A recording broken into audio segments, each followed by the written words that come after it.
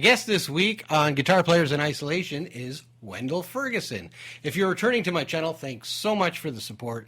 And if you are new and this is the first video you see and you like it, I hope you hit subscribe. Lots of other interviews and lots of other videos on playing country guitar. Wendell Ferguson has won countless CCMAs for Best Guitarist of the Year and has also been nominated for several Junos over his career. He's an incredible Telecaster guitar player and also on acoustic with his solo performances which feature his comedic abilities. He's played with countless well-known artists, both Canadian and US. So glad to have him as my sixth guest on Guitar Players in Isolation.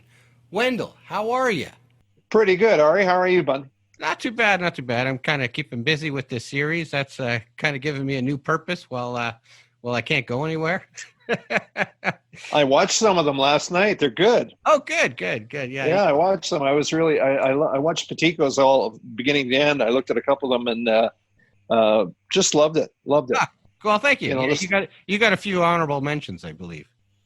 You did mention my name there, and he quickly changed the subject. But when we were getting ready for this interview, you were telling me that you were working on some tracks for your CD.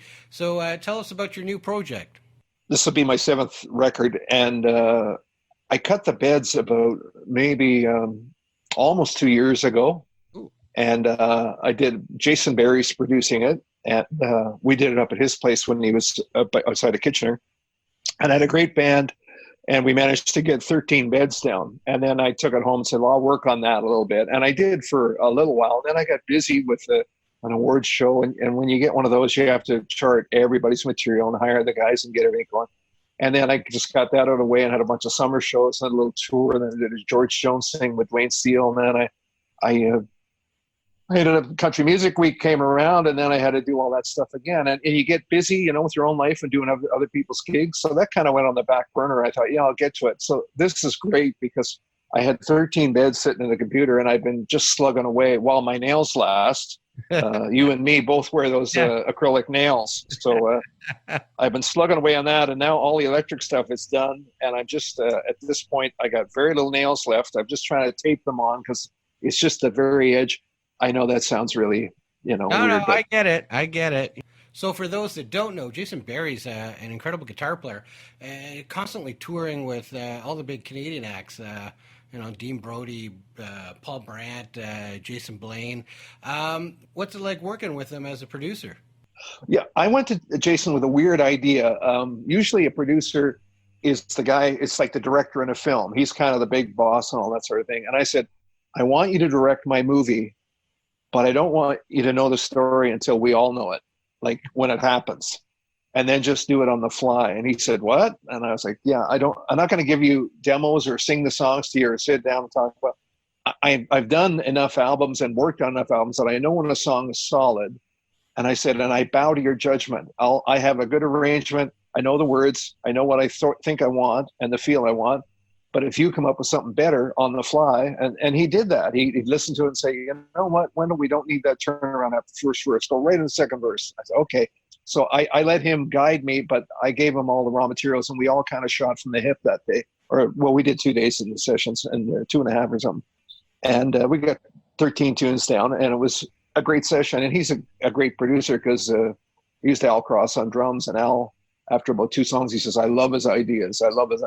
So it was a really, there's nothing better than getting a bunch of guys in the studio that are all positive and shooting for the same target, and everybody can really do their job, Well, you mentioned Al Cross, who I've seen with you with Lou Moore up in Newmarket at Colonel Mustard's. Who else was on the recordings? The rhythm section is Al Cross and John Diamond, and then piano and keyboards was Steve O'Connor, and steel was Doug Johnson, and my specialty guy was Darren Schott. He played a bit of violin, a bit of loose electric and acoustic, and mandolin. He's a great mandolin player.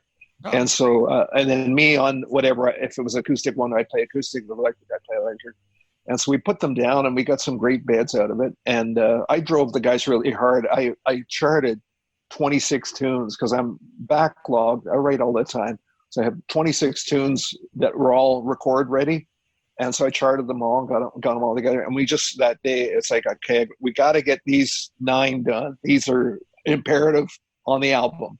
So I knew that those, and the other ones we just kind of picked and choose. It was like, well, we haven't had one with this feel yet, so we try that. And there's still, well, we did 13, 28. Don't tell me. I still got 15 tunes ready to go. And since then, I've written a bunch more. So it's a material's never a problem. I can do it. So in order to finish this, is it just up to you to do your own overdubs in your home studio? Musically, yes, it's up to me. But I'm not a great singer, as you know. People say, what do you got in the way of a tune? Is it my voice? But yeah, it's a crazy thing because I want Jason to produce me, but he's moved to Nova Scotia now since. So I said, well, when this whole COVID thing's over, I'll fly down for a couple of times and we'll spend a few days together and do it, at your leisure. So I'm excited about that because I can do the vocals here. I got a nice Neumann and a good, Universal Audio. I got a good signal chain happening at my studio, but I could do it. Maybe what'll happen is I can do them and send them to him, and if he doesn't like them, he can tell me what to tweak and that sort of thing. We might do it that way, but I think you'd get a better performance if I was in the room. But you can only sing a couple hours a day, so I'd be twiddling my thumb for 22 hours, and then working for 2 hours, and then twiddling my thumbs again. So at the beginning, you were mentioning a bunch of stuff that's been keeping you busy, I guess, since the summer. I saw that there was a big recording that was done called Then and Now, and it's a celebration of the Canadian Country Music Hall of Fame inductees. And you were inducted in the Canadian Country Music Hall of Fame back in 2014. So tell us about that project. It sounded pretty amazing. What happened there was Tom McKillop and his daughter Carly. They were technically the producers of the record. I'm down as a co-producer, and I was there. I think Tom got a hold of me with the idea a couple of years before that, and he said, "Why don't we take the Hall of Famers that are getting old and pair them with young and upcoming new blood, and then we can re-record their classic tunes in a new kind of thing?" And I said, "That sounds like a fantastic idea." And he said, "I'll take care of the legend guys on the West Coast, and you take care of the one in the East and the Central." And so that meant me getting a hold of, Murry McLauchlan and Sylvia Tyson, and he took Ian Tyson, and we tried for Lightfoot. We tried very hard for Lightfoot, and he liked the idea. I've known him, and then they sort of said, well, he doesn't fly commercial. So we would have had to charter a jet to get Lightfoot out to Vancouver, because that was the rule. Because of Creative BC, all the recording had to be done in BC. So it was like, well, we can't afford to charter a jet. We had a good budget, but we can't afford that. So Wendell, any cool behind the scene type of stories you can tell us about the sessions? Tom assembled a great bunch of people. I got to tell you a little story. Greg Morrow was the drummer. And if you want to, or you people watching this want to, Google Greg Morrow and see how long he's been a drummer and how many hits he's played on. It's stupendous. He's 25 years of number ones. Like, he's just a killer drummer. And it was making me nervous. And I flew out from our area. John Diamond and I flew out. We were the only two from our area. The rest from BC and a couple from Nashville. So they got all these people together. And I was sort of shitting bricks because I'd read his biography and what he'd played on. It's like, oh my God. Like, there's so many records and so many big acts. And then John had played with him before, John Diamond, and he said, "Oh, you're gonna love playing with Greg Morrow, because there's no question where 2 and 4 are when he's playing." He says, "It's pretty hard to get out of the groove when this guy's laying it down." And so anyway, we got set up and working the first day, and I kind of had a minute with them where they were doing something else, and I said, "You're making me nervous, Greg." He said, from the south, says, "Why is that, Wendell?" I said, "Well, Johnny tells me usually get your magic take on takes like 1 or 2 is usually the one." And he said, "Yeah." And I said, "Well, I'm usually like 9 or 10. And he said, "Well, then we should meet somewhere around 5. So playing with a guy like that, you must have learned something. What do you pick up from a guy who's just played with so many amazing players? What I did learn from him was every time we went through the song, even if it wasn't the magic take, he'd say, "I learned a lot on that one. Let's do it again." And it's true. Every time you go through it, it's like, okay, don't do that and don't do that. John said something interesting too. He just come off a long tour with, I think, Blackie or maybe Bruce Coburn. And he said he's really felt like he was in shape. Like he'd been playing hard for a month every night. He felt like he was in shape. And then that night over martinis, he said, you know what? I was in shape for playing tunes that I know. I wasn't in shape for inventing parts in a studio. It's a different mindset. It's like, okay, I don't have to play this tune. I got to figure out this tune and how to do it the best way. And every time you go through, it's like, oh, that's a bad choice. Oh, I better not do that again. And I found the same thing. Like the pressure's on when the light goes red and you're playing with that caliber of musicians. There's a little bit of nervous, but that kind of brings out the best in you. Well, let's get into that now. I mean, you're well known as a session guitarist, and you've recorded with many really well-known acts. George Fox, Cheryl Wright, Deana Carter, Gordon Lightfoot, Sylvia Tyson, George Canyon. I mean, the list is pretty extensive. So, yeah, let's jump into that. How did you get started in the recording side of the business? Just by mistake. Actually, back in the 70s, rock bands, I was in a rock band, and one we had that was doing well was called Stormcrow, and we decided to make a recording, and a friend of ours had a studio up in Midland. So we went up there and spent a week, took a week off the road and recorded. And I had the most fun I ever had. It was so much fun putting your own music together and having a band mentality and laying the bits down, putting the overdubs on, vocals and mixing and all that. I totally loved it. And the other guitar player in the band was named Dave Ferry.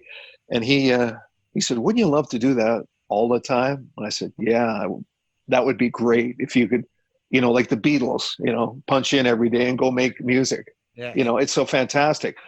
So anyway, around 1980, I got off the road and we started a studio up in Brampton, and outside of Brampton, Norval, Huttonville area on a farm. Dave had an apple farm, so they had a Quonset hut. So we built a studio in there. It took us all a year. We started in January, and by, I guess, June or July, we kind of had it done. We knew we needed experience, good equipment, and a good room. And we couldn't have the experience till we done it. And we couldn't afford the good equipment. So we started with I think we had a TAC 24-2 or something. And then we got an 80-8. And then eventually, after a couple of years, moved up to an Otari 16. And then we went to a 1-inch Otari or something. And then we ended up with an MCI, 2-inch MCI, and a Neve console. But that took 10 years to get from zero, from a Kelsey board that we used live on the thing, and Tascam and Tapco, and then up to the upper echelons of stuff. That's pretty cool. I had no idea that you owned a studio. So, 10 years of owning a studio and running it, and all the people you came in contact with, you must have learned some incredible stuff about the business. Running a studio for 10 years, I got to see great producers come in and how they worked and learn their secrets. And I learned where all the landmines are in a recording studio and where projects fall apart. It's like, and I could sit there and go, don't go down that road. Oh, don't do that. But you're not being paid to produce them, so you got to let them make their mistakes. You can suggest stuff, but somebody else is at the helm. That's what happens. And you learn just as much from the idiots as you do from the geniuses, because they sort of show you. Yeah. So when you were running the studio, were you also doing all the sessions? Were you doing all the guitar playing? The thing is, with this dream of, it'll be so great when the studio's done and we go up there and play music all day. Well, we couldn't. It's always, you're running a business. And it's like, you know what? The toilet's clogged again. We got to redig the septic tank.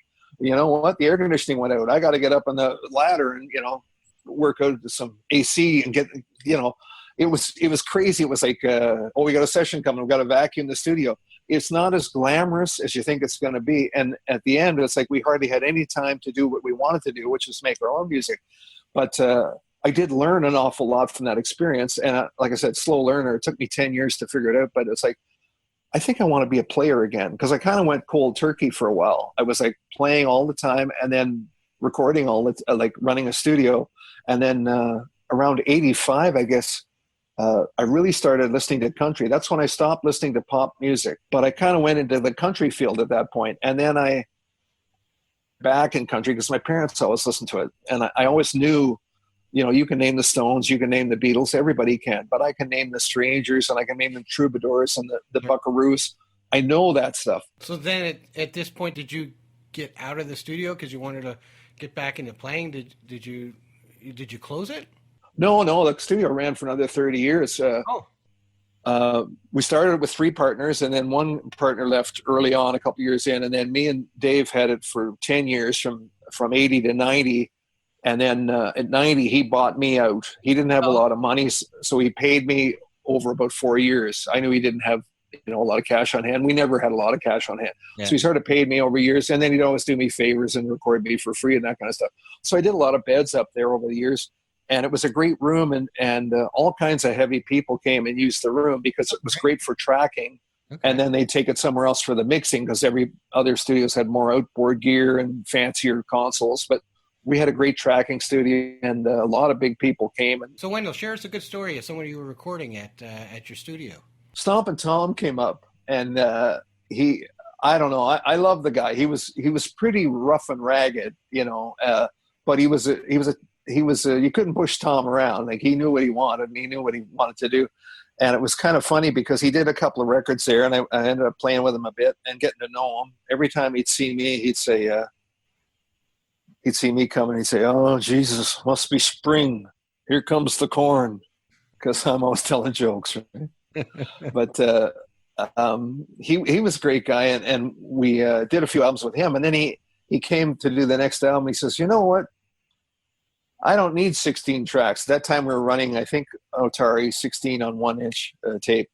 And he said, "I don't need 16 tracks. You're charging me $40 an hour for 16 tracks, and I'm only using 8 of them. So I think I should get it for 20 an hour."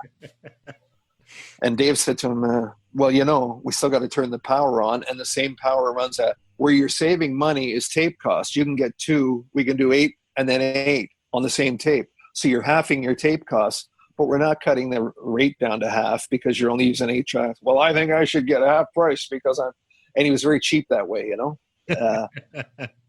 And so anyway, we put him on Brian Houston up at Escarpment Sound. Said maybe you'd like it there better. So Brian ended up doing about 20 albums with Tom over the years, and we weren't sad to see him go. We had Tommy Hunter up there, and Carol Baker, and Jane Siberry did her records there, and we had a lot of people. And that also got me into Jane Siberry's world because I was learning pedal steel at the time. I bought it as a hobby. John Diamond was selling one on a nice old Lloyd Green 67 with a matching amp.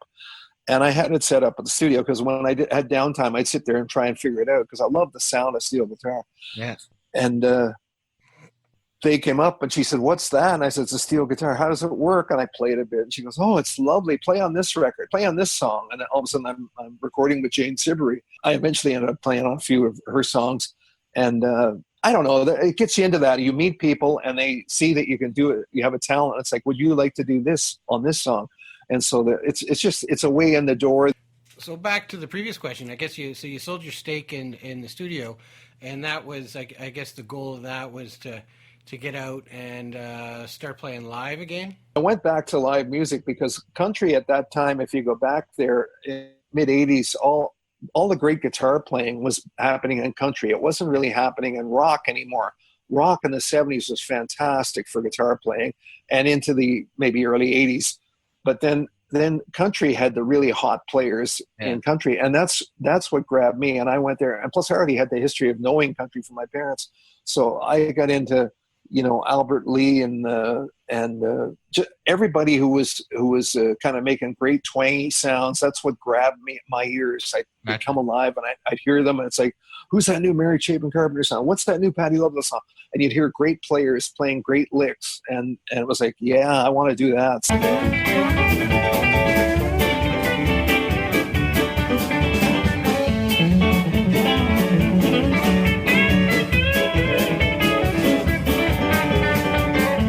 So I went back on the road. I got with a girl named Wendy Davis. She was signed to RCA for a while, and then another guy. Along we're talking about me. It's all about me. Was a guy named David Peaver back in those days, who was an agent / manager, and he saw something in me, and he said, "I want you to put a band together for a girl I got on RCA, Kim Atkins. I want you to back her up for a week at Dallas and Hamilton." It was a big club. It was an old arena. Yeah. I'm originally from Yeah. It was a big giant because it was a half an arena, and And so I said, okay, yeah, I could do that. So I hired some people and put that together. And then he says about a week before, he says, oh, by the way, she's only doing Thursday, Friday, Saturday. The band's doing Monday, Tuesday, Wednesday. And I said, I got no much. I can't do, I can't go up in front of an audience for 3 nights straight and entertain them. It sort of pushed me. And I said, well, I better get it together. I got a week. So I got the people in the band who could sing. That's how many songs do you know? How many songs do you know? We put it together and we got through those 3 days, Monday, Tuesday, Wednesday. And then Thursday, Friday, Saturday was easy because we had some good songs by then. And then we'd bring her on and she'd do like 3 half-hour shows at the end of half of our sets. So that sort of started me on that road of backing people up. And then I got with CKGL, which was a station in Kitchener. And they had a lot of stuff happening musically. They tried to promote Canadian music, and they had a thing called the Traveling Road Show, and they needed a backup band. And they said, Wendell and those guys that back up Marianne Epp and Wendy Davis and Nikki Loney and all these people that we were working with. Beverly Mahood was one of them, and Madonna Tassi. There was a whole slew of people out of Cedar Tree. Okay. And so we backed them up, and then they said, well, let's hire those guys. And then we started doing these radio shows with them, where they'd bring in big people, Donna and Leroy would be there, Ed Eastman, and we just have to back them up for 4 or 5 numbers, and we'd learn their material, and then they'd put on a big show, and they'd have the PA and the crowd. It would all be on the radio, and they'd record it for future use, and that kind of got me into that world of backing up people. And then Vic Folliott was on he was a board member on the CCMA, and they said, well, we got to do this cross-country talent search, the Bud Talent Search, sponsored by Budweiser. Yeah. And so he said, I got this band, I think they could do it. So we got hired for that. It was a national TV show, and Michelle Wright was the host one year, and Kalita was the host one year. So then you get into that, and then the people may start seeing you and say, boy, that band can really play. They nailed everybody's material, and it sounded great. And then you start getting that work, and then eventually the television show work, and that it's like you can find the stream to get you where you're going, So it sounds like you had a really good knack for putting amazing bands together, because CCMA, they had an award back when, I guess, called Backup Band of the Year, and you won it for 94, 95, and 97. I didn't even know that was a category, but I guess it was. Back in the old days, it was. Yeah, so that was, I guess, with regards to what you were just talking about, right? Yeah, well, that kind of opened those doors, and then another neat thing happened back when cigarettes could still sponsor stuff. Now they can't even do a tennis match or anything. It's like death, skull and crossbones if you're backed by a cigarette company. But back then they still had laxer laws, and they did Craven A did a country show out of Toronto called Today's Country. And the host would come on, and they would bring up 2 or 3 stars from Nashville every week. And that we filmed that down at Manta Studios on Adelaide. And what happened was the Dexters, who was a great R&B band, playing at the what is it? The Orbit. They play at the Orbit every Saturday and Sunday or something like that. The Dexters were great, but they got the call. Originally, it was Pepe Francis had the gig for the first couple of years, and then they had a falling out with the producers. And then I got a call one Sunday morning, and it just said, would you join this band? And I said, wait, that's Pepe's gig. So I phoned Pepe first and said, hey man, I just got offered your gig, and I don't want to take it because I don't want to, right. You don't do that to another player. You don't I said, I don't want to take it. He said, no, I'm done with those guys. Take it, buddy. Take it. And I said, really? And he said, yeah, it's all yours. I'm done. I'm finished with those guys. I said, well, what happened? He told me, and I kind of said, are you sure? He said, yeah, do it. And so I took the gig, and it was the Dexters, and they needed to sound country. So they added me on electric, and Bernie LaBarge their guitar player moved to acoustic, and Burke Carroll joined us. So the 6 of us became the band. And we every week they would bring up Mila Mason, or they'd bring up Patty Loveless, or Martina McBride, or some of the Dixie Chicks. Well, thanks for explaining that, because in my research on you to get ready for this, reading all these bios on the internet, and it's got like this list of people you played with, and it's like includes like Shania Twain, the Wilkinsons, Gary Allen, Tracy Byrd, and all the and the Dixie Chicks, and I'm like, How is this possible? I know. How did Wendell get? No offense, but No, they wouldn't it was know all me if part. They were guests on this show, and you were the backing band. Well, they wouldn't know me tripped over me. You know, they wouldn't. But I spent maybe 4 hours with them one day, and we went over their songs. That's amazing. And then it was great because we had to learn maybe 4 songs. And they got there and they said, they were facing the audience and the band was behind them. They said, "This sounds stupid." And she said, Natalie, the singer, right? She said, "Can we turn these monitors around so we can face the band?" So they had to turn, and then everybody turned their mic around. So then we had a nice little circle happening there, and we played their songs, and they loved it. And then for the night, of course, they had to turn them around and face the audience. But that gave me a lot of stuff with, meeting those people. They came through every week, and you'd sort of see how they worked, and you learned how to work very quickly and change stuff. Oh, Wendell, we kind of just lost a little bit of the connection on Zoom, but you were mentioning that Lou Pomati was the band leader. So how did things get prepared before the big stars showed up? Yeah, and he's a great musician, so he would get the songs on Tuesday or Wednesday and chart them, and around Thursday or Friday we'd get an MP3 and a chart, on our email, and we'd print it out and then learn. He didn't write everybody's part out. If there was a line, he'd write it, but mostly you had to work out your own part, when you're filling, when you're not. And then we'd put the songs together Sunday morning. They'd fly in Saturday night or something, and we'd do a rehearsal with each of the acts, and then they'd go home and get prettied up, and then that night it would go for a live audience. We did that for a couple of years. Cool names. I mean, I see Tracy Byrd and Gary Allen. I mean, geez. Oh, I got a good one about Gary Allen. Oh, Gary Allen came in, and I don't know if you know Peter Cardinelli. He's a bass player. He's always been a great bass player. You look at the guitars behind you, look at the amps behind me. It's you can't see them. I'll tilt it later. But he his entire career he played one bass. He's only ever had one bass, and it's a P bass, a 59 P bass with the horns cut off, so it's a teardrop. Okay. It looks like a canoe paddle. Yeah. And he's only ever played that. Anyway, so we're doing it, and Doug Allen comes in that week. And I remember it was a break, and me and Bert Carroll and Peter were in the kitchenette, and the catering was there. We were having a sandwich or something like that. And this guy comes into the door, real Southern accent. He says, "Hey, you guys in the band, right?" I was like, "Yeah." He says, I'm with Doug. I'm with Doug, and I'm his band leader, and I play bass and sing harmony. I come up to sing harmony with him, but I got my bass with me, and one of you guys is the bass player, right?" Pete weighs about, or at that point weighed almost 400 pounds. He looked like Buddha. And he says, "That'd be me." He said, would you all mind if I sat in and played bass for Doug Allen's 4 numbers? And Peter fell on the ground, like completely on his stomach, and started kicking in his hands and feet and kicking them and screaming like a baby, like having a giant tantrum with a 400-pound baby, just screaming. And the guy's face was like, and then Pete gets up and goes, "Yeah, sure, no problem." That sounds like an amazing experience. Just yeah, well, it was great for the Dixie Chicks too. They get to put it on their resume now. Yeah, the whole George Bush thing, and then Wendell.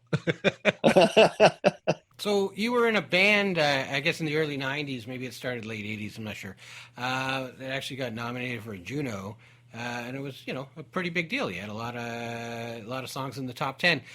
Coda the West. So did that start to form around this time? Actually, when I talked about Dallas, that's where I formed it. I got a couple of gals that could sing, 2 gals that could sing and play keyboards, and a bass player and drummer and myself. And then later one of the keyboard players left. We added a steel guitar player, and then it sort of that formed it. And I kept moving people around till we got to a certain point. And musicians at that level are kind of like, "Where are we working next week? Where are we working next week?" Yeah. They it's like, "Feed me. I need money every week. Feed me." Yeah. And I thought, I see those bands and they're just slugging it out in the bars and they're not getting anywhere. They're treading water, but they're not getting anywhere. They're not even swimming in a direction. They're just barely keeping their head up.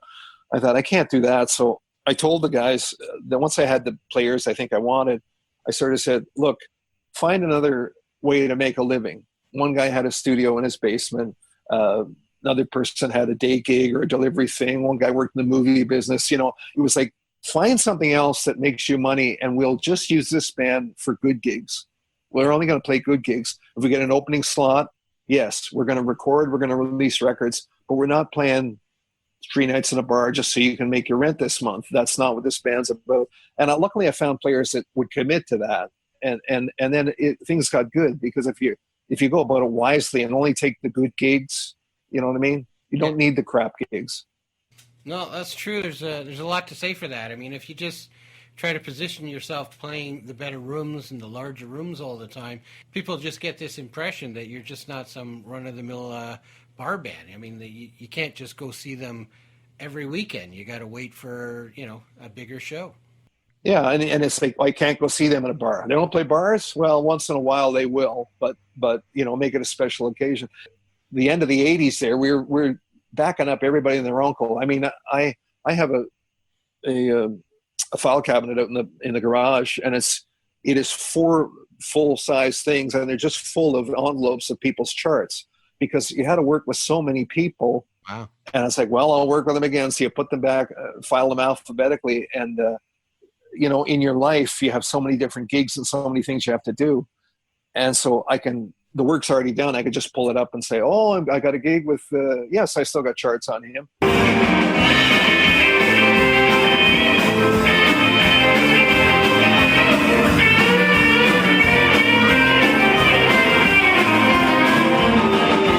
So I can do that and just update them and find the new stuff. But that kind of led to, we heard George Fox had been signed then by Balmer, Leonard Rambo, and he was looking for a band, and the word went out. He had an American band because he thought he'd break in the States. Well, he never broke in the States, but he had this U.S. band, but all his gigs were in Canada, so he kept flying them up every week and paying them U.S. dollars and paying all the airfare.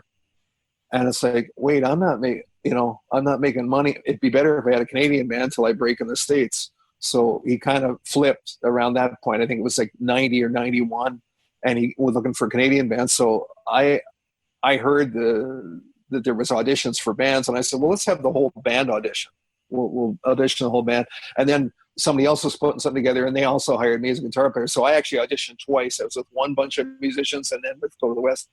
And he auditioned a bunch of musicians, and then finally they phoned and said, yeah, we'd like to use you guys. And I said, okay, great. So we were releasing singles at the time. And when we got his gig, all of a sudden we had, if we were just a little band in Ontario, we would have no way of going to play a concert in Moncton. Mm-hmm. It wouldn't happen. But with George, he was hired to play Moncton.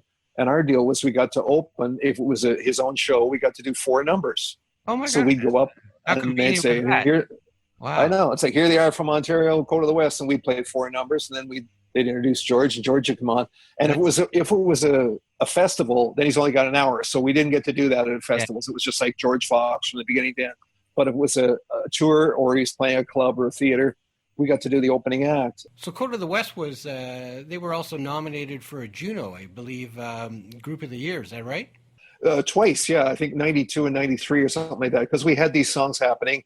Of course, Prairie Oyster would take it out, or Blue Rodeo was considered country back then. So yeah. Them or Oysters would win the award. But it was nice to be nominated. But I think it was Terry Clark, what I read. You lost to Terry Clark. We might have. I don't know.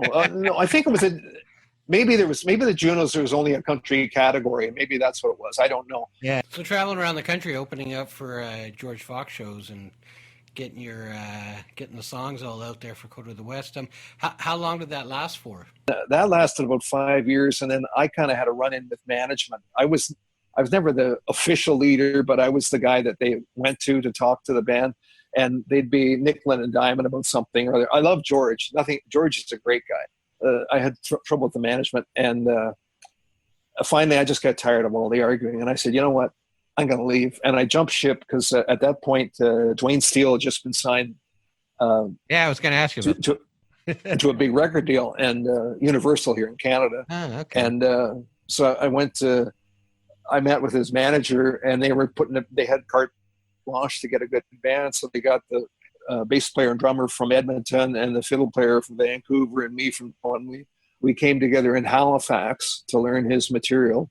and his first gig was opening for Sammy Kershaw and Laurie Morgan. They were doing a tour. This is before they even got together. This is just where they met. Well, there definitely was a lot more guitar stuff in Duane Steele recordings than in George Fox. So, I guess you were pretty thrilled about that, eh? Honestly, I did love George. He was a great guy and a good guy to work for. But I found that playing-wise, my playing was going downhill because we play the same 18 songs every night. Yeah. Every night. And then we've got a new album, we might drop 2 and add 2. But there was nothing challenging. There was a song called Hasta La Vista, and I had one Spanish run, which was a, and it was like one time at a night I had to do a really blistering run, and I'd get it, and I'd see the sound man, I'd go like, safe, did it, it was just, that was my only challenge every night, because the rest of the stuff was just road. It was easy, and it was no challenge.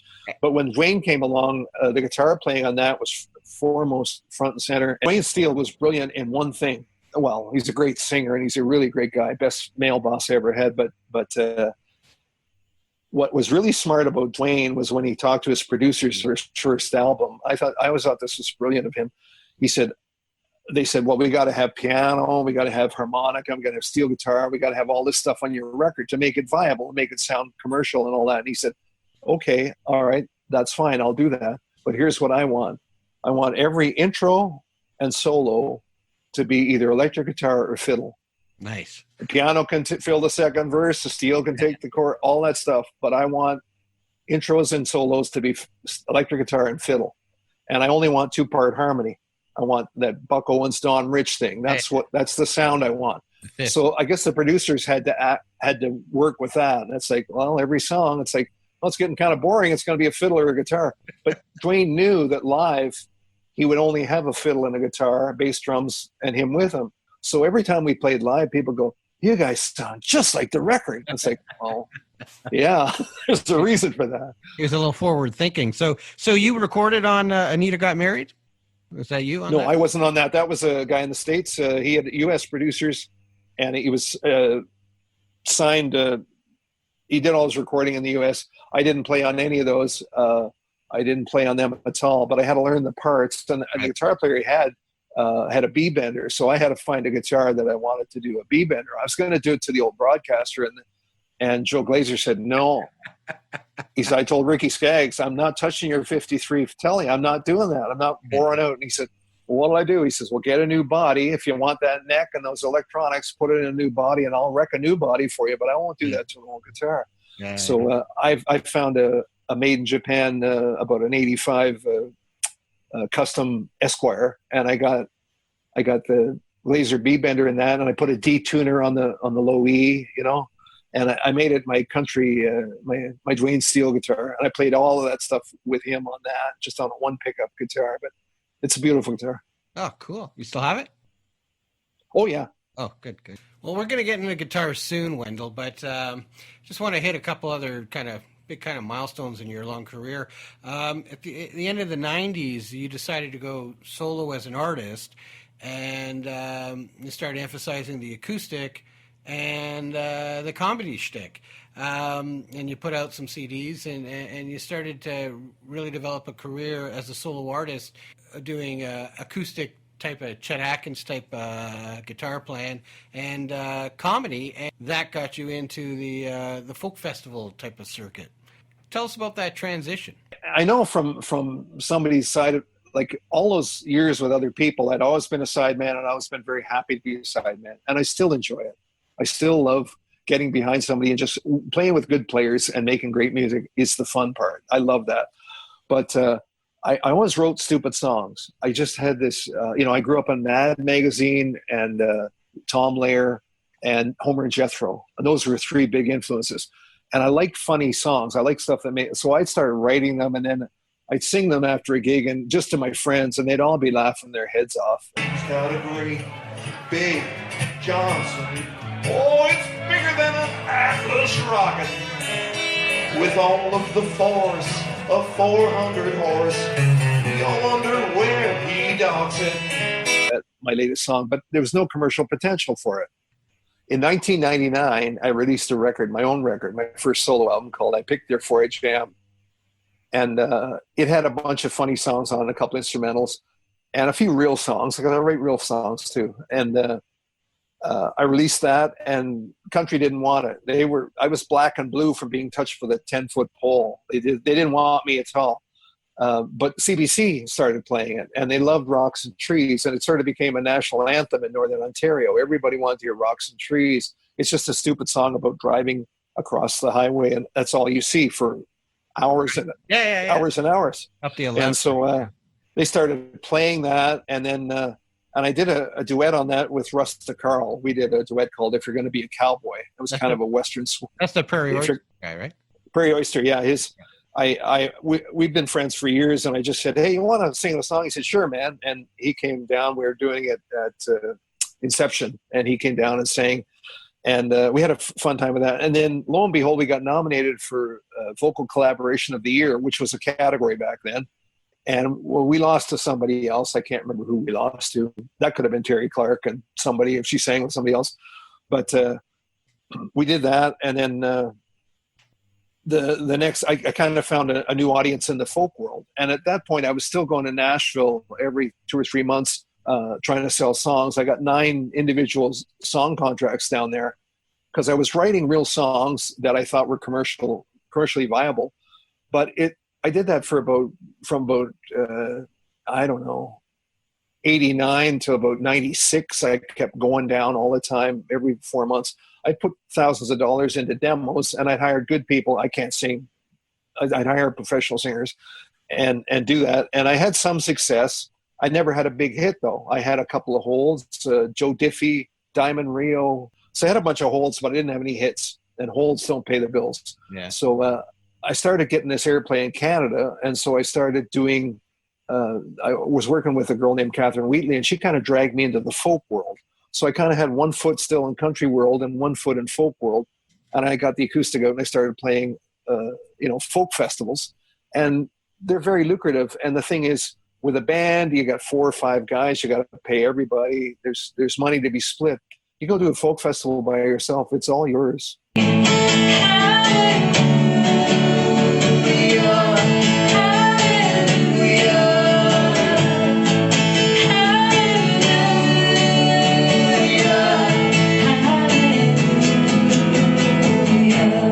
Everything's yours. And you do a house concert. When I remember around 1990 or something like that, a guy came out, John Switzer was producing a guy at the studio, and his name was Don Freed, and he was a folk guy. And he knew I could play mandolin and ukulele and guitar, electric and acoustic and all that. And he said, "I'm doing a tour across Canada. How'd you like to be my sideman?" I said, "Okay, what is it?" It was 6 weeks. We Canada Council grant. We went to Nanaimo and started and worked our way one day on every city all the way back across Canada. And it was 3 of us, him and me and another artist named Don Snyder, Bob Snyder. And the 3 of us worked our way across. And that's when I started writing my own songs. Well, I always wrote them, but they were, love songs because you want to be commercial. Yeah, but these guys showed they don't have to be love songs. You can write about anything. And that's where I wrote Rocks and Trees with those guys. And I started doing it more and more. And I found I had my own voice. And I was going to Nashville, and every time I do something down there, it was somebody, it would water down my voice. It would be, it's kind of like a Wendell idea, but it's sort of more, commercially viable. And I realized, screw that. I just like making people laugh, and I don't care about the airplay. Like, I make a good living enough just being me. Yeah, it sounds like it was a great move for you getting into the folk scene. I mean, you played all the big festivals, Mariposa, Big Valley Jamboree, the Ottawa Folk Festival. Really kind of worked for you. I was at Mariposa, I think, 7 years in a row. The artistic director at the time, Randy Fratkin, loved me. And then when she finally left and a new guy, Chris Lusty, came in, he said, "We've had enough of that guy around here." I wasn't there for 10 years. But I went back again like last summer or something like that. But folk festivals, they don't want you every year. It's a different thing. They want you like every 3rd year. Sure. You got to change the audience too, right? Yeah, make the audience. But if they love you and you got a new album, it's like, okay, we're bringing him back. And Mariposa, even if your album sales are through the roof there because they've already paid for the ticket months ago. They go, they hear somebody they like. It's like, oh, let's get him. And they go to the merch tent. It's like, oh, I'll buy all your albums. Yeah. One day, we did a show once. There was a guy there with the Austin City Lounge Lizards were on a stage, and it was Trout Fishing in America, Austin City Lounge Lizards, and me. So it was a comedy thing, and so I was against a duo and a 5-piece band and me, a solo, and it was great because I must have got, I'm bragging here, I must have got 3 standing ovations because my songs are just so stupid, they're just dumb, and so at the end of it, one of the guys in Austin City Lounge Lizards went over to the tent, and he said, I run a radio show and I get hundreds of free CDs every week. I never buy CDs. I just bought all of yours.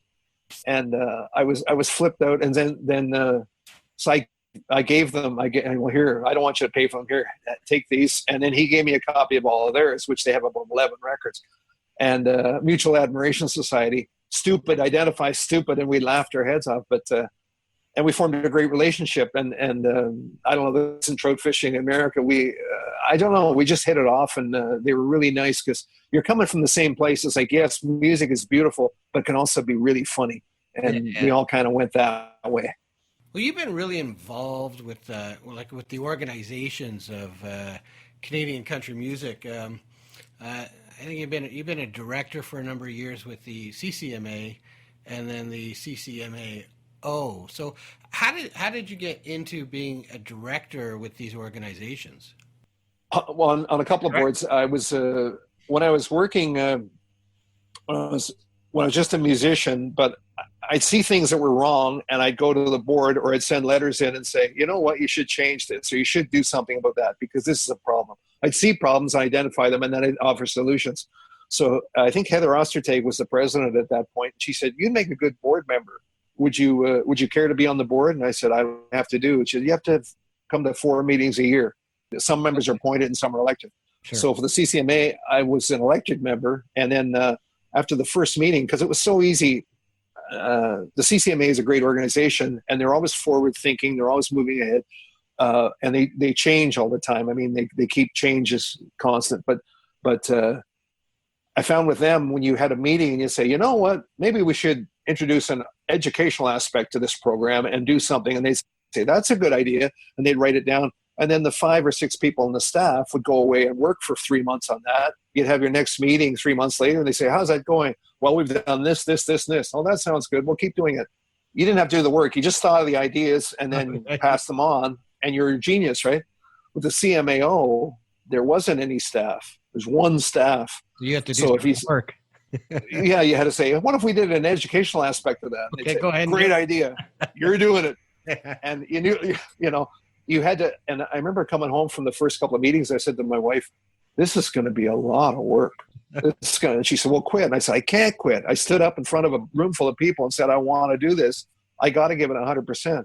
So I did for 2 terms, I think 4.5 years. And then it was like all time consuming. Well, you're doing this project right here. It's hard enough for you to put this together and get it out. I had to do the newsletter, which meant amassing stuff and learning how to do WordPress and all that stuff. It was really crazy, becoming a journalist. And it's like, I still got to make money. I still got to play, Okay. But I had to do all this stuff. But I don't look at it as a chore. So did you just kind of have to walk away at some point because it was just getting too hard juggling with, doing session work and live playing? It was a pleasure, but my parents got sick. And it's like they needed more care. And I sort of said to the board, I was about halfway through I finished my second term, 4 years, and I was into my third term about a year in. And I said, you know what, guys, I got to spend time with my folks because mom has to go to the hospital, mom has to go to doctors. Yeah. And I sort of did that. So I've stepped back, and some of my friends are still on the board. They still work there. And I have a finger in there, but eventually that'll change. And they'll say, who's that old guy? Get rid of him. I'm used to that. It'll happen. So another part of your career was kind of turning into a spokesperson. You were, hosting just lots of events, lots of awards events in shows and even on TV. How did it go from being a session guy to a live guy to a folk guy to a host guy? There's a festival out in Manitoba called the Dauphin Country Fest. And I lucked into it one year. Somebody saw me at the CCMAs doing my stupid songs, and they said he'd be great at our songwriter circle. So they invited me out that year. It was like, I don't know what, 2007 or something like that. And I went out to Dauphin Country Fest. I did the songwriter circle, and I was about to do it. It was on Saturday. And the guy they hired to host it was from Vancouver, and he had a bad back, and he put his back out, and he couldn't get out of bed. He was in bed for 4 days. He'd flown all the way out to do the festival, and then he couldn't move. And so they said, can you host this thing? And I said, yeah, sure.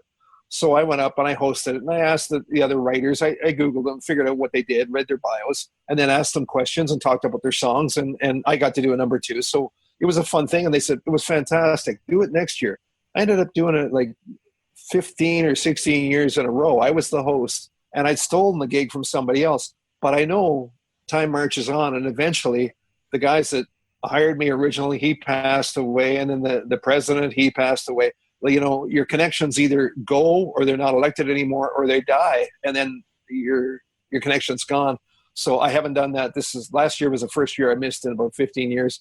So I guess while you were doing that, you got the gig to host the CCMA Awards in 2005 with Paul Brandt. Tell us about that. I mean, that's a big production show. Well, I'd already done a bunch of hosting. You know me, Ari. I can yak forever. As the viewers are probably listening, there's no end to it. And I try and be funny, and I have all the lines. So I'm a good host. I'm good with an audience. I can break down the wall and make the audience laugh and have them enjoy it. But people saw that, and then this year, that particular year, it was. I'd already been doing the CCMA Awards for many years as I was the prime hirer. I was the kind of the guy that said, we need a band for this person, we need a band for this person, and we need a band for that person. Yeah. And they don't have to play. They just need to fake it. Well, you're getting a good paycheck for faking it. But usually on those shows, there's only maybe 1 or 2 actual live things, and the rest is pre-canned music, and the vocals are live. So I've been in with the production company for several years doing that. And then they had a new idea one year. They took the Saddle Dome or whatever it was, and they didn't sell the seats right around the boards, you know, in a hockey arena, the 6 rows up. Instead, they put material all the way around that, white material that they could back project on. And then they had these projectors that would show like going down a highway, a film of going down a highway. And then they put the 6 stages in the middle of the arena. And then they sat the important people who were going to be getting awards, you know, all the nominees and the record people on tables in there, and then had these 6 stages through them. And they said, we spent so much money on that and on the scrims all the way around to project the stuff and on the projectors. We got no money left for a band. So we're going to have the bands play the bands live or canned music. And we need bumper music, and we can't afford a house band. So you're going to be the house band. So I said, okay, I can do that. So I flew out a couple of guitars, and I set up stuff, and I worked out what I was going to play, and then what mood of music they wanted. It was just solo guitar, right? And then they said, oh no, come to a production meeting. So I went in. Paul Brandt was there, and they said, okay, they're going to wire you up and put a microphone on you. You're going to throw the commercials. So you're going to introduce Paul, and you're going to. I said, wait, I just thought I'm playing the guitar. He says, no, you have to walk around and be a host too. So it was kind of crazy because you got the director in one ear and the co-director, the production guy in the other ear, and they're talking to you, and you got a microphone in your head and 2 packs on your belt for whatever guitar I'm playing, wireless packs and that. And so they said, and cue walk, and I'd have to walk. Cue music, ding ding ding ding ding ding. Cue vocal. Hi, ladies and gentlemen, welcome. Paul Brandt's going to take us off now with a big trip down the road with blah, blah, blah. And I'd point to him, and then I'd play out, and we would go to commercial, or a band was coming up to win an award. I had to play something. It was crazy. It was like so many things going in your brain. Wow. And Paul gave me some great advice. He said, they got cue cards, and this is what they want you to say. But you'll stumble over the words, and you won't say it right, and you'll get it wrong, and you'll screw up. Don't do that. Read the information, figure out what it is the information they want you to impart, and then say it in your own words, and then you won't screw it up. Yeah. And so, and it was great advice because it was half the time he had the cue card. There was only one teleprompter and he had it. I had to remember what I had to play. And you know, I had to introduce the Cruzeros by name, 5 of them.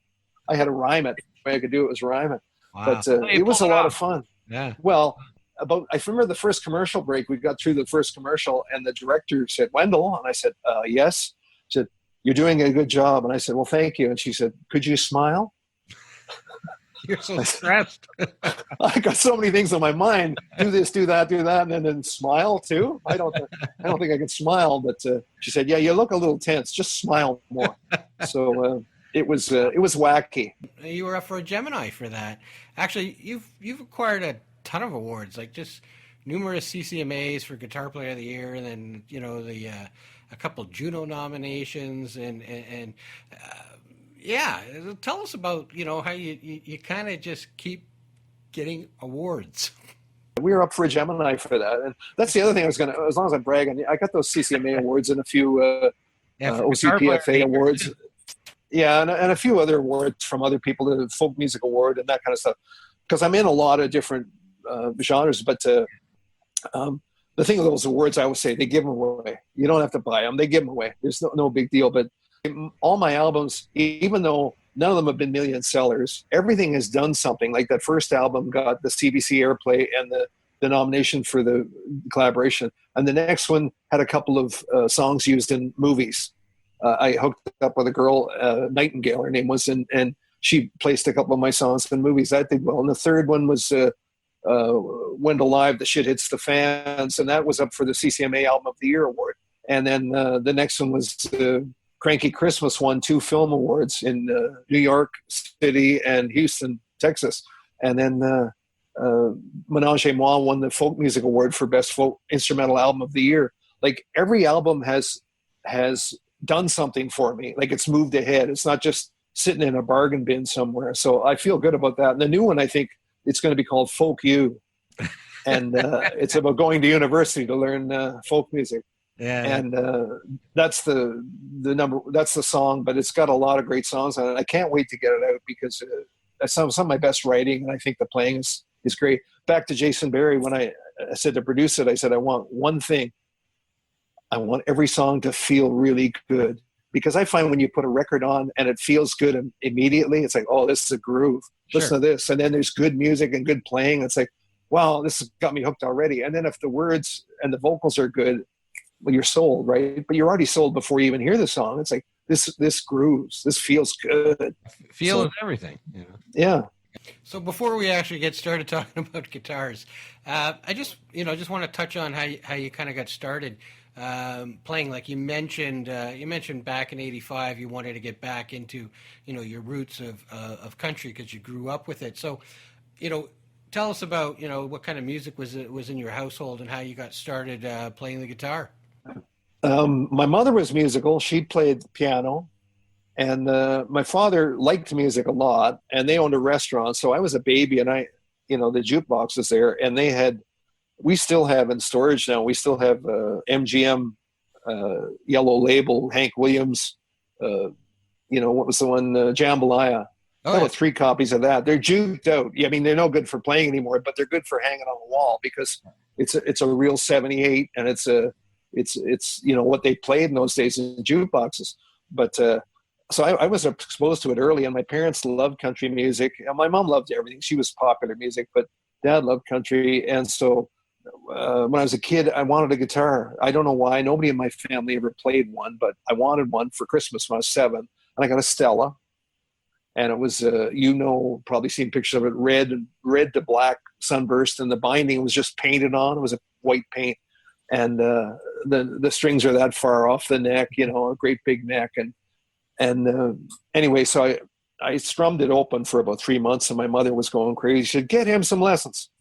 So my dad at that point had a job where he had, I think he was working for Westinghouse. He wanted to learn guitar too. So we both went to lessons on Saturday. He'd drive me up to Brampton, and I'd get a half hour with the teacher, and he'd get a half hour. And then he had a better guitar than me. He bought himself a nice Harmony top of the line. It's behind me, actually. I don't think you can see it on the wall, but it's up there. And and I had this bad Stella. But after a couple of years, then he got a different job and he had to work Saturdays. So Mom had to take me to my lessons on Saturday. It was always 2:00 on Saturday afternoon. And sometimes I'd do good and sometimes I didn't. You know, the music was boring me. I wanted to do the Beatles. I wanted to do the Stones. I wanted to do what I listened to, and he wouldn't teach me that. So I eventually quit after 4 years. But the good thing was I knew where the notes were. I learned how to read music and I learned how it worked. But I wasn't playing what I wanted to play. So he told me I'd never amount to anything anyway, because I never practiced. And he's probably right. I just didn't want to learn that. So I went home, but then I'd have the records. I'd put the records on. We just had to keep lifting the needle up and listening and figuring it out and trying it. And then you see somebody do something. How'd you do that, man? Like, it was very hard to get a hold of knowledge. And so I'm always very free with it. When somebody says, how'd you do that? I'm happy to show them, because nobody much showed me. And I was really appreciative when they did show me stuff. But, you do that. And I listened to that country stuff, and they Buck Owens. And I remember we got an album when we bought a stereo in '63, and it came with the thing. They brought a couple of demonstration records to show you how stereo sounded. And it was called Cavalcade, and I still got it.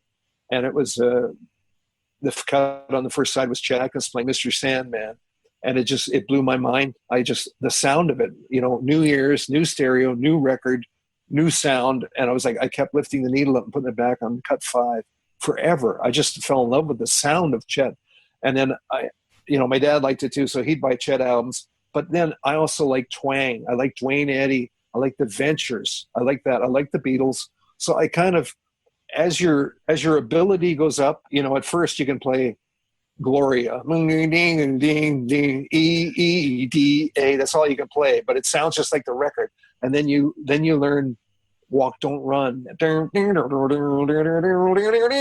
you can make it sound as close to the record as you can. And then Beatles, and then Creedence. You get into those licks. It's like they're cool enough to be really cool, but they're easy enough to figure out. Yeah. And if you can sound like the record, that's the dream. Playing along with the record is like when Sticky Fingers came out, Rolling Stones, 68, 69. Oh, Bitch and Brown Sugar and all that stuff. I didn't know anything about open G tunings. I just learned how to play them in regular tuning. Sure. It didn't sound exactly right, but it was the right chords. But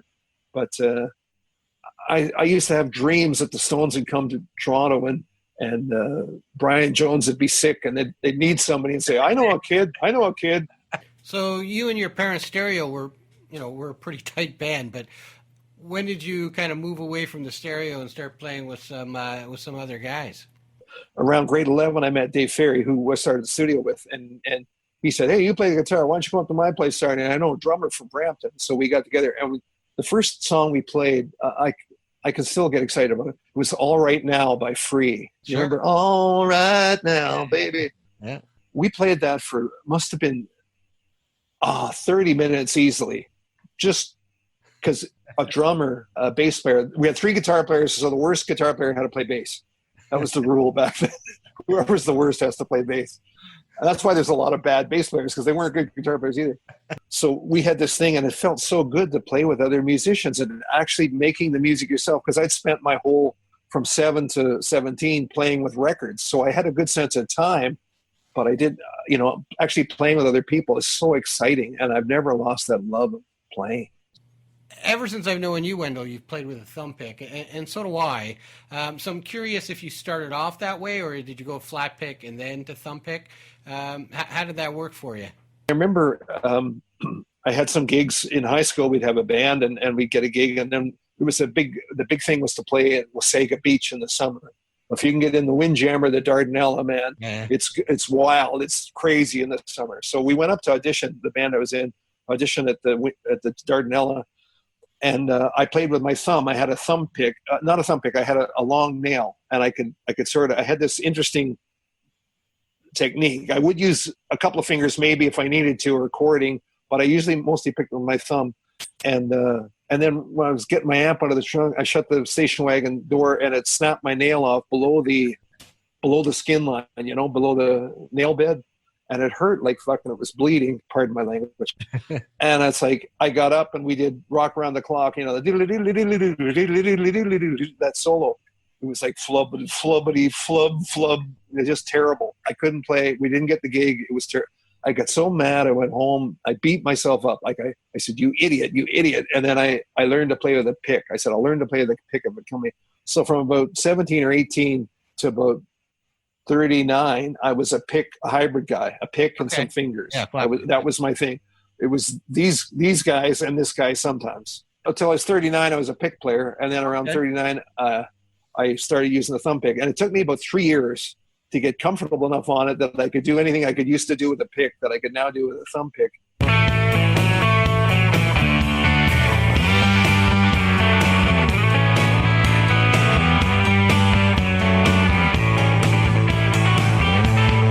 And it's a different thing. If you watch films of Chet, he held it like it was a pick. Right. You know, the thumb pick, he'd hold it like a pick and play it like a pick when he had to do that. But he could also jump to finger style and let it do its own thing. So do you ever go back now, or do you ever go back using a flat pick? Or yeah, because I think you get a smoother rhythm sound. If I'm playing acoustic guitar, a flat pick is the way to go, because your whole hand, it's more, it's just looser and it feels more flowing, whereas that's a choppier motion. Yeah, so yes, I still use a flat pick, but I don't go back to hybrid picking too much. I can. Right. And like I said, when these nails fall off, look, I got masking tape holding the nails on because it's just the tip is on. They're ready to go any second. We got to open those salons. We got to open. Yeah, they gotta. Yeah. I know. Did you see the meme that said, with all the hair salons, nail salons, and beauty salons closed, things are going to start to get ugly very shortly. So let's start talking about some guitars. I think it's a 66 Telly that you're always playing with. I mean, but you're a big collector. You got lots of amps and you got lots of guitars. So let's get into it. I counted last night. I think we're up to. I think we've got about 38 guitars maybe, and maybe 5 or 6 other instruments. You know, pedal steel, a couple of lap steels, mandolins. So grab one for us, and we'll. Well, that's the way. Yeah, I see you with that one a lot. Yeah, that's a 66 Telly. I bought this for $225. It was in Kingston. It was secondhand, and it was $225. And the end peg, this one here, had been broken, and somebody put a different kind of. They couldn't find another Fender one, so they just put something else in there, and it was bent. And I saw it in the store, and then it was $225, and I didn't have the money then because we were only making I think we were making like $150 a week with the rock bands back in the 70s. And so I didn't have the money for it. But when I got home, I knew a girl in Kingston, and I had a couple weeks pay. And I said, if I send you the money, will you go down to Renaissance Guitar and Music and buy that guitar for me? So she went and got it. And it was $225. And the next time I was in Kingston, I picked it up. And it looks all original. If you can, I'll sit back over here. It looks all original, but it's not. What I did was, in those days, in the 70s, everybody was putting humbuckers in Telecasters. It was the thing to do. Sure. And then the humbucker would overpower the pickup. These are about 6.2, 6.3 ohms, something like that. And the humbucker would be like 8 or 8.5. So when you went to the front pickup, it would be way louder than the back. So then you had to get a DiMarzio super output, like super distortion Telly replacement to keep the ohmage so it sounded level. And then I also had a lap steel from the 50s with a P90 in it. Well, it was a big P90. It was wider because the spacing on the steel is wider. So it's too wide for the guitar, so I angled it. And then, so I didn't have a router. I just chiseled the shit out of here. It's just chiseled. It's the roughest job in the world. And then I put a switch down here. And it was great wiring because when the switch was down, it was like a Telly, front pickup, back pickup, back pickup, front pickup, both. When you put the switch in the middle, it engaged the P90, and then it was these two, all three, back two. And when you put the switch up, it was the P90 by itself. So you get any pickup with any other combination. It was a great thing, and it just, I'm an idiot. I shouldn't have done that to a nice old guitar. But I was smart enough. My 69, I completely sanded it down to wood, and it's worthless now. I mean, well, somebody will still pay money for that, but this one I kept the finish because I thought it looked cool. Yeah. And so if you take the pick guard off, it's all just chiseled. It's a mess. Yeah. It's a mess under there. So I don't. when somebody buys that, they say, wow, look at that. I'll give you a lot of money for that. Well, you won't when you take this off. But it's a 66, I think August 66 or something like that. I got a lot of guitars. All right. I just, too many, people would say, but it's, can I angle this down so you can see the guitar a bit? Sure. See if it works. If the phone falls off, we'll have to edit it. Yeah. I think you can see it a little bit there. Yeah.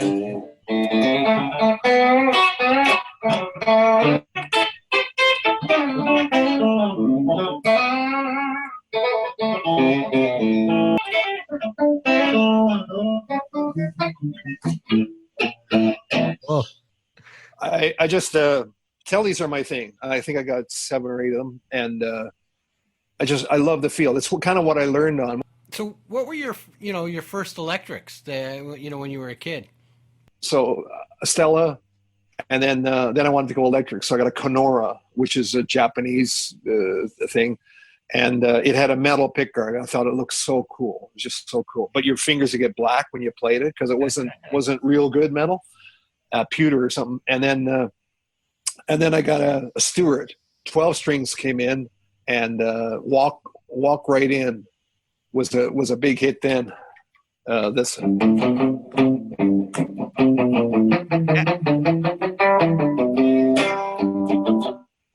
12 string. Beatles, Birds, and Walk Right In.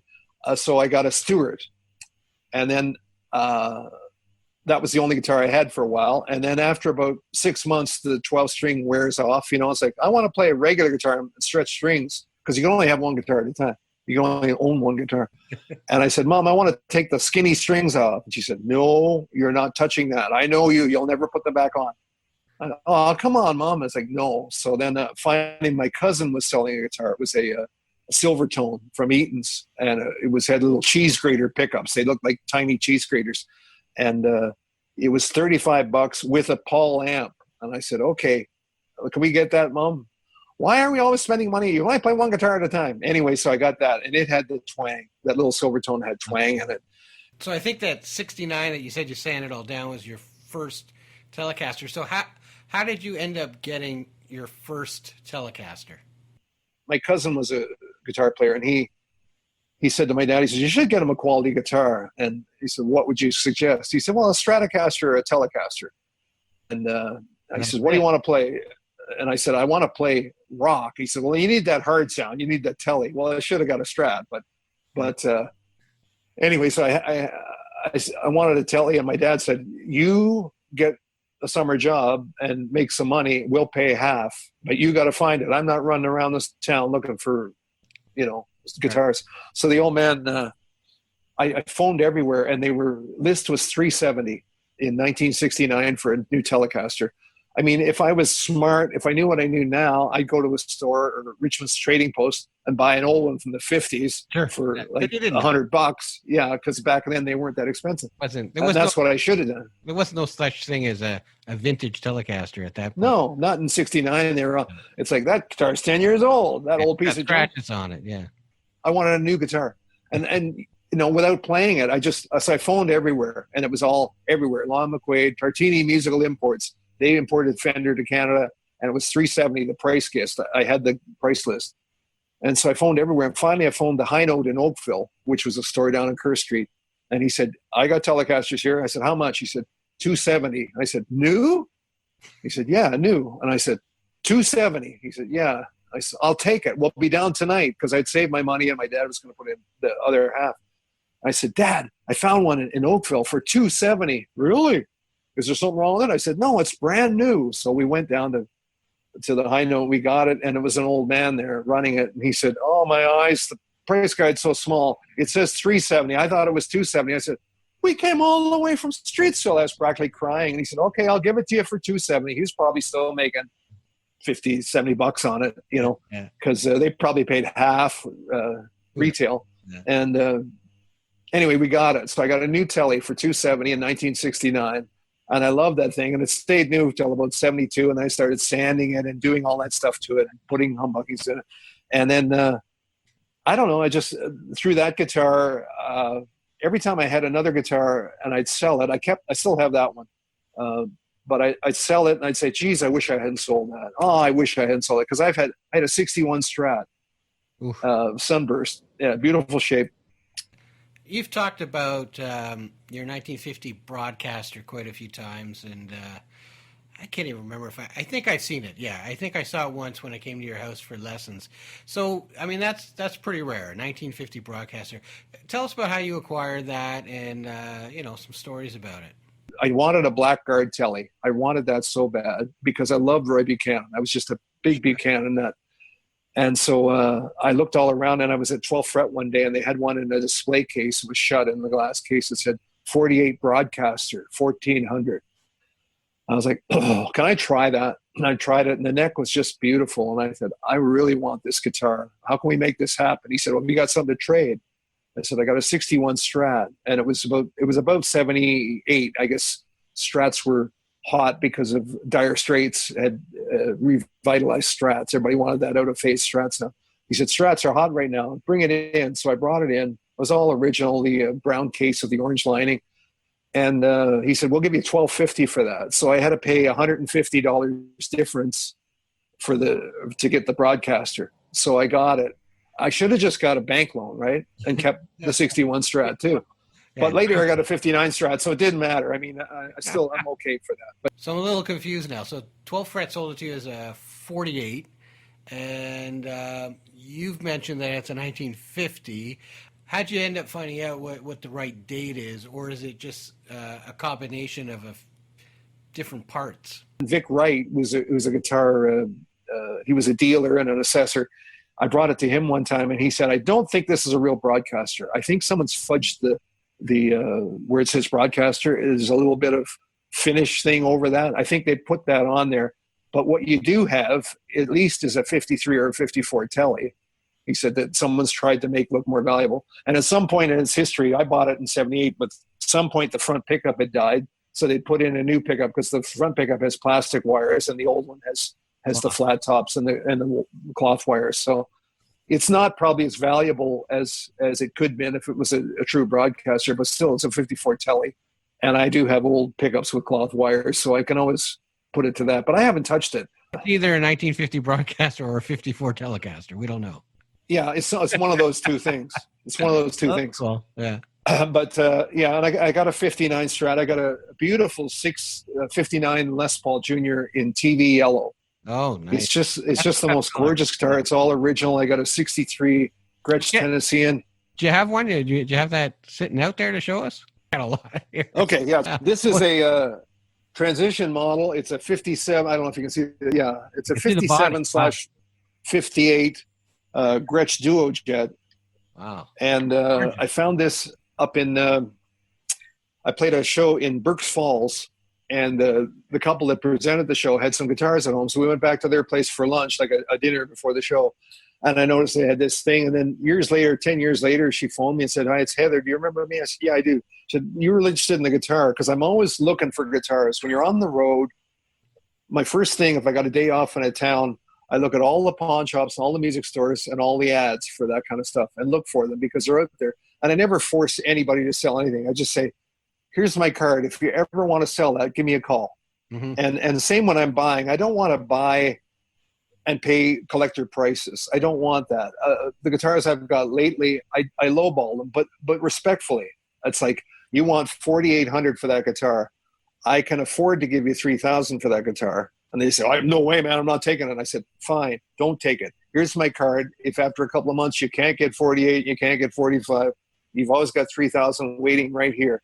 And half times it doesn't work, but sometimes people phone you up and, "Hey, man, I'll take that 3,000. Something came up. I need the money." And so this one was, she knew it was, Grunes had estimated, this is 10 years ago, at $6,600 US. I said, "I don't have $6,600 US. She said, "What could you do?" I said, "I could do 35. She said, "Okay, we'd rather see it go to somebody who's going to play it." And so I got it for 35. It's in beautiful shape. I took it to the 12th fret, and they fixed up the few little things that were wrong with it. And since then, I sourced an equal time Gretsch. The Bigsby. I didn't want to just put a Bigsby. I wanted the Gretsch Bigsby. Oh, okay. So I found one. It took me about 5 years to find one, and I bought that on eBay and the bridge, and I had to replace the saddle, so it's 3 and 3 because the old ones were 4 and 2 when they had wound third strings. So I still have the original bridge that goes with it too, like the tailpiece. But so it's great, but it's not a guitar I take to a gig because it's got a lady's neck. It's really small and thin, and it's almost like a fretless Wonder. They're original frets, but they're not very high. It's hard to bend on, you know. But it's a beautiful piece, and then my 63 Gretsch looks brand new. It's just so. The guy, I think the Beatles came out. It's 150 numbers away from George Harrison's Tennessean, and my Tennessean is the same year. And I think the Beatles came out, and this piano player bought it and thought, "Well, I'll cash in on this craze." And then he couldn't play guitar, and he put it under the bed, and it doesn't surface for 50 years. And it showed up in a music store at Streetsville, my hometown. And so I went in there and I saw it, and the guy wanted 33 for it, and I said, nah, I'm not paying 33 for that. I said, I'll give you 25. He says, no, man, I can sell this for 30. I said, fine, here's my card, 25 anytime you want it. And music stores, like everybody else, at the end of the month, they got to pay their rent. Sure. It's like at the end of the month, the phone rings and, would you go 26? I said, yeah, I could do 26. So I got this beautiful thing, and it's showroom, and you look at it, you say, that's a brand new guitar. It's like, no, it's 1963. So we should probably do another special when COVID disappears about gear. I think we could spend a long time on gear. Yeah, can you see behind me the... let's do a flash around here. Yeah. I don't know if you can see some of those amps. It's a Lux there, I see, and some old Tweeds and a Princeton. Yeah, there's a lot of... sorry, I'll get that back up. But I have a lot of 1, 2, 3, 4, 5, 6, 7, 8, 9, 10, 11, 12, 13. It's about 14 amps in this room, 15. And brown face, black face. I don't have any blondes, tweed, just everything. And I just, gear sounds good, right? And you have some nice tellies too. I've played some of yours at gigs and picked them up, and they're it's a fun thing. It's a fun thing. And then you do it. Then I do an interview with Paul, and he's got a Peavey, and he sounds incredible. So, well, I find a few. It does inspire you. What's his name? Marty Stewart was talking about that. He says, I go to a store and I play a brand new guitar, and it feels good and it sounds nice, and I think, yeah, it's nice and shiny. I like the look of this. I'm going to buy this. And he brings it and he takes it to the gig, and he plays it for a couple of numbers. Then he picks up his old 54 or the Parsons White, that 58 or whatever it is. And it's like, yeah, no contest. Like this plays, but this is the thing. And so I've been using that 66 for years. Lately, the 69 I have, the one that I sanded and all that stuff, I bought a Tokai because they're pretty well. Tokai and Greco are well made. The lawsuit guitars, they call them, And so I found one from the 80s, a Tokai, and I bought it, and it had a great neck and everything like that. But I realized I'd butchered my body, but it had a beautiful double bound body. And I thought, what if I just take the Tokai body and put the Telly neck on it? And then it would make the Telly neck feel new again. And then I got some better pickups and electronics for it. And that's my favorite guitar now. I play that all the time. That's the one you see me with, the little tortoiseshell pickups. Okay. It's the neck I learned on, so it feels right at home for me. And I don't know, just guitars are magical. You pick one up and it's like, yes, I could play this my whole life. One more thing about guitars, I have something that's really rare. Is I met Mike Robinson from Eastwood. Back when my old partner Dave Ferry was running the studio. He was doing a bunch of web stuff, and he said he was doing the website for Mike Robinson, Eastwood Guitars, and he said, Wendell, you play guitars, Mike makes guitars, you guys got to meet. And I looked on his website, and he makes all the weird guitars. Yeah, I know. You've done a lot of work with Eastwood, and interesting company. I don't know the legalities of it all, but they kind of take the styles of the old the National, the Supro, the Wright, the Tesco, the K, and then they kind of, I guess, revamp them to make them, playable, right? He likes the look of the junky ones, makes them but he redesigned them, made them playable and intonatable and all that sort of stuff, and truss rods. He'd put all that stuff in. So they're cool looking, and I've been at shows with him, and kids will come around the corner and go, it's the Jack White guitar, and they'll be going crazy at that airline thing, he had. And he sells them for $7.99, and they fly off the shelves because everybody loves Jack White and everybody loves black stripes and that's the black keys, sorry. Right. White stripes, black keys. Yeah. And anyway, so he'll do stuff like that. And one time I was demoing some of his guitars, and he brought in one called the Tuxedo, which is based on a Roy Smeck or something like that. And he brought that in, and I played it, and it was hollow body with P90s, but no F-holes. It fed on every note, like beautifully, just beautifully. And I said, Mike, I love this guitar. And he said, you can have it. I said, I can have it. He said, I need it for about 2 weeks for photos. I have to take it to a photo session and get it pictured. But that's the prototype. So I got the prototype Tuxedo, that first one that came from Korea or whatever he was making. That made that, and the thing sings. Yeah, we're gonna have to get together after this COVID thing passes and we're allowed to get out of our houses. And I'll bring some cameras over, and we'll do a rig rundown in your house. People will love it. Anyway. I got a bunch of treasures. Yes, we should do a show just on on yeah, we'll have guitars. to. Yeah, in person, it'll be better quality. Yeah. Wendell, this has been great. It's too bad that you don't like talking. Just kidding. Anyway, like I've done with my other guests, I get them to play their isolated lick. So, play us a cool lick and with a bit of an explanation, and we'll check it out. Hey, Wendell Ferguson for Guitarists in Isolation. Thanks for doing this, Ari. Here we go. Fun with 3 chords.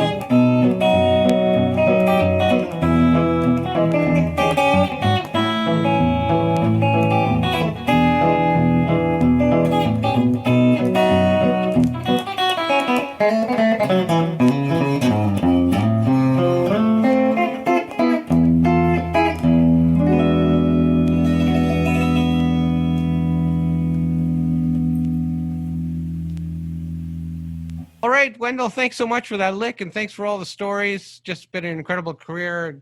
Great to talk to you. Had a blast, and looking forward to seeing you live again. That will be nice, and we can all get out and see each other live. It'll be great. Yeah. But and if COVID doesn't take me, you know, or you, because. But thank you. I'm honored that you had me on and asked me to do this. And I stand in good company, man. You've had some killer players on there, and thank you for doing this. By the way, giving us a little. Thank you too. It's been great. All right, man. Take care.